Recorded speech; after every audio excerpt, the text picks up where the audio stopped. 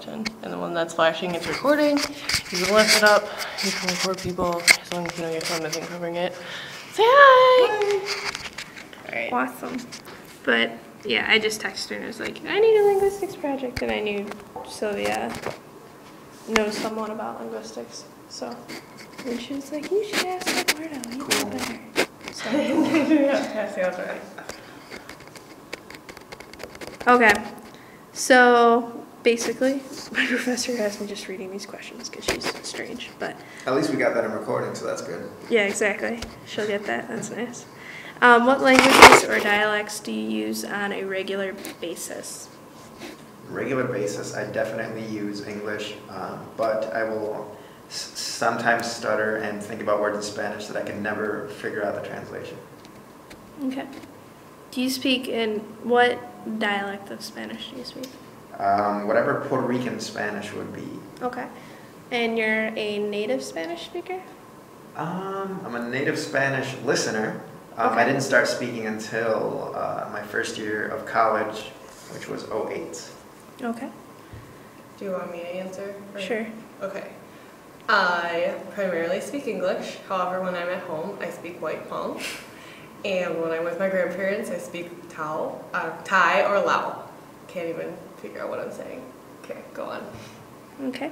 So, specifically, and you touched on this before, how did you learn how to speak these languages or dialects? Did someone teach you, or did you just listen and catch on, or how did that work for you guys? Well, it was always, my parents, they both met down in Puerto Rico, and they always spoke Spanish their whole lives. So in the household that I was brought up in, they would always speak. I would understand what they were saying, but I would never answer. And then once we moved down to Puerto Rico, I had to, kind of sink or swim. I had to speak Spanish. So that's when I started, honing in stuff. And then not only did I have to speak Spanish, but I was studying architecture, which requires you to be as precise and concise with your ideas as possible. So I had to articulate in Spanish. How old were you when you moved to Puerto Rico? I was 15 and a half. Okay. I grew up speaking Hmong, so that would be my primary language. I didn't learn English until I was in elementary school, and they thought I was autistic because I didn't know what was going on. Okay.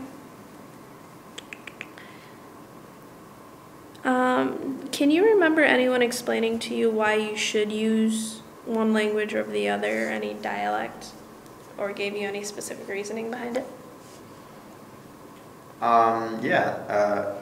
My family, who had never left Puerto Rico, would of course stress the fact that I need to speak in the Puerto Rican dialect, because at the time I was like, Venezuelans, they sound cool. I want to kind of hone my Spanish like that, or the Spaniards, they have a cool accent. I'm gonna do that way. And my uncles would be like, that's preposterous. You gotta be, Boricua, native born, Puerto Rican speaker. You gotta have that accent. So they would say that. My parents would just say, in general, be as, know as many languages as possible, as far as work goes in the future and that kind of thing. I would say, since I'm like the first generation born in the United States, that I didn't really have an option on the whole learning English thing.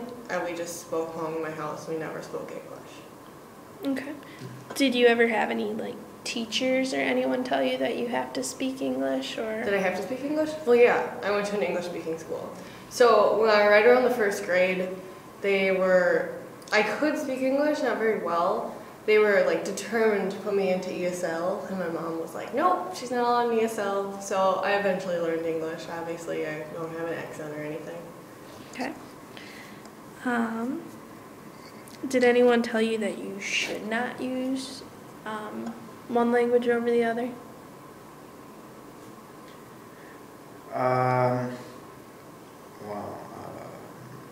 Not that I can remember, Okay. honestly.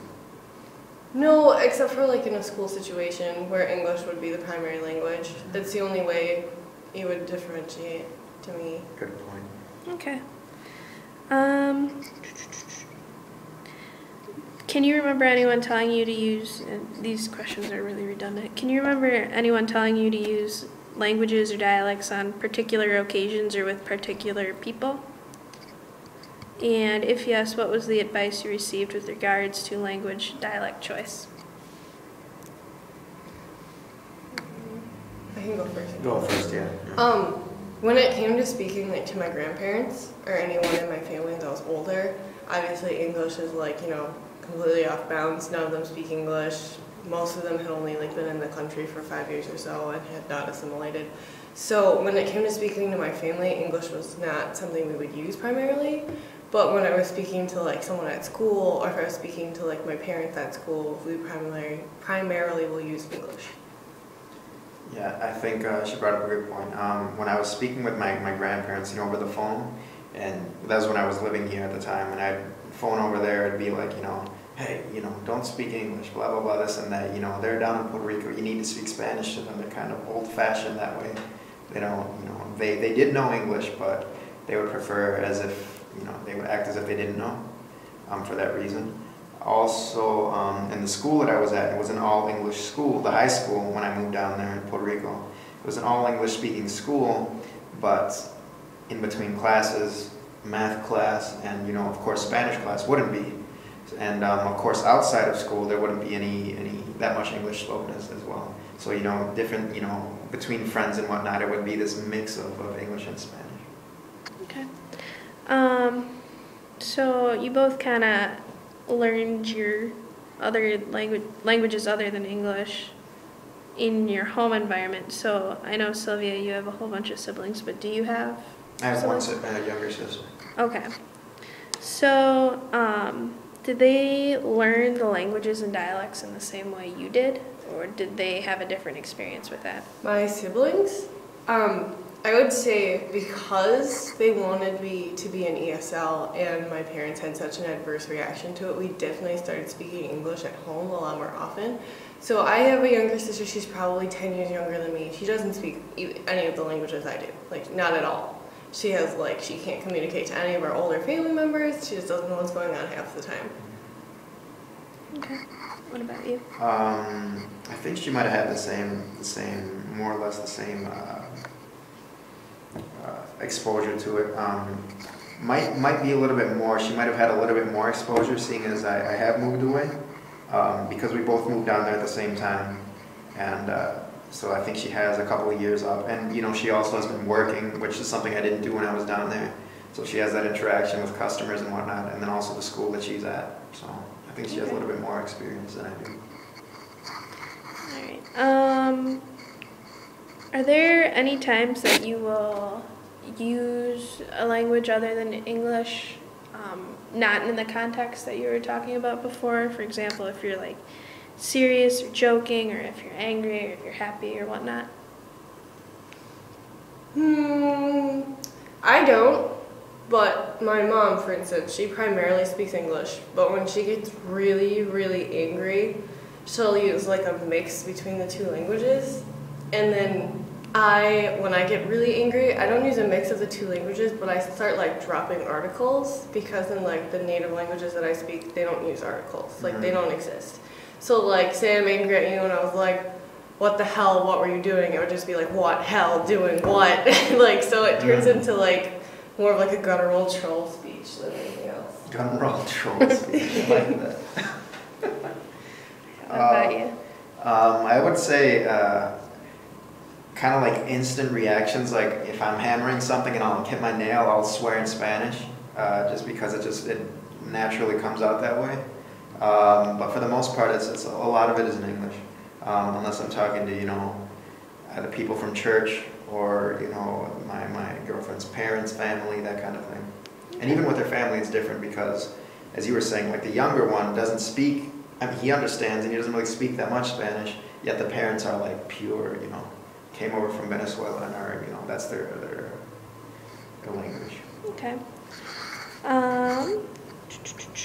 Are there any other factors that go into you choosing to use one language or dialect over another? If I'm dissing someone. Oh, okay. So if I'm making fun of someone, I'll generally do it in home. Oh, okay. Or Thai, because their disses are so much funnier. They'll directly translate to things so in English you'd say, oh, that person's stupid. But in home you'd be that person has a big head but a little brain filling it. So like Wow. those are like the way Very better disses. Oh yeah. All right.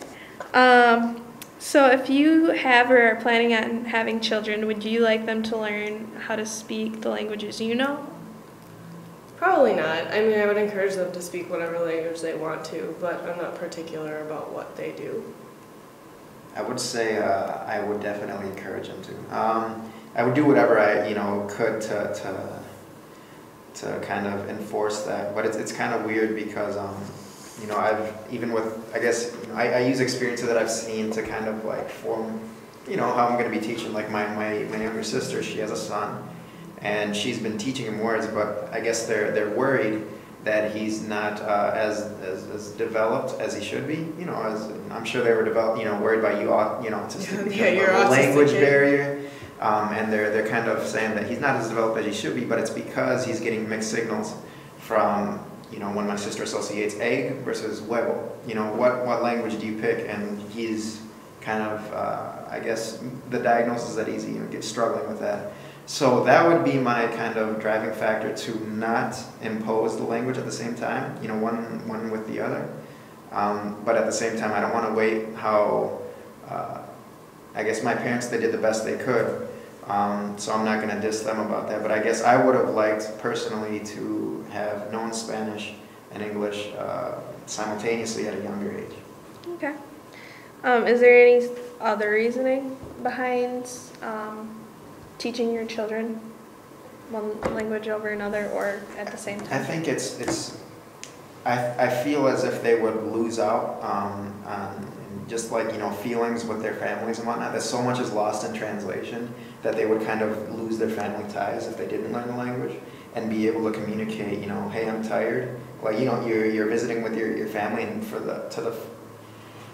to not be able to express a simple emotion is something that I would want to avoid just by teaching a language to someone. Yeah. I think. I don't know. My problem would be like when I was little, I spoke so many languages that like everything I spoke was like a jumble. So like you actually had to like know all of them to understand what I was saying, which like all of my family did, so it was fine. But like I feel like maybe like a bilingual baby is fine. But like when you're speaking so many languages, like switching between different dialects and different people, I think like by the time I reached like the age of 5, I spoke to different people in different languages. Like I just categorized them as like who I spoke to, like in what. So like with my parents and my grandparents, I spoke to in home, but with my mom's parents, because they're Thai, I spoke to them in Thai. Mm-hmm. And so then if I was speaking to like my uncles who are from Laos, I speak to them in Laos. So like I feel like it took a longer time for me to understand like what was going on, especially with like things, for instance, like time. Like I couldn't tell time until I was in like the 3rd grade because I just didn't understand how to tell time in English, and I couldn't understand like because they use military time in Asia. Like Asia uses military time flat out. My family's a military family, they use military time. So when people are like half past like